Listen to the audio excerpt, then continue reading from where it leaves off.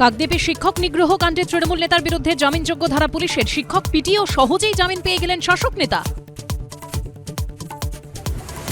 স্কুলের মধ্যেই প্রধান শিক্ষককে মারধর, শাসক নেতার জামিনে হতাশ আক্রান্ত শিক্ষক। এই ধারাগুলিতে আমি খুব হতাশ হয়েছি। এত দ্রুত জামিন পাওয়া ঠিক প্রত্যাশিত ছিল না। নিজে না হলেও অন্যকে দিয়ে হামলা চালাতে পারে তৃণমূল নেতার জামিনের পর আশঙ্কিত প্রধান শিক্ষক। অফিস ঘরের ভিডিও ফুটেজ ডিলিটের অভিযোগ। সিসিটিভি ফুটেজটা কি কারণে ডিলিট আমি বুঝতে পারছি না। স্কুল ছাত্রী খুনে উত্তাল রামপুরহাট, গ্রামবাসীদের হাতে আক্রান্ত প্রধান শিক্ষক। পুলিশের সামনে লাথি, কিল, চড়, ঘুষি। বাকি শিক্ষকদের স্কুলে তালাবন্দি করে বিক্ষোভ। রামপুরহাটে ছাত্রী খুন, দফায় দফায় বিক্ষোভ অবরোধ। কলকাতাতেও প্রতিবাদ, হাজরা থেকে মিছিল এআইডিএসও। কসবা ল কলেজে গণধর্ষণ কাণ্ডের 2.5 মাস পরেও দেওয়ালে জলজল করছে মূল অভিযুক্ত মনোজিৎ মিশ্রর নাম। পুজোর ছুটিতে মোছা হবে সাফাই গভর্নিং বডির প্রেসিডেন্টের।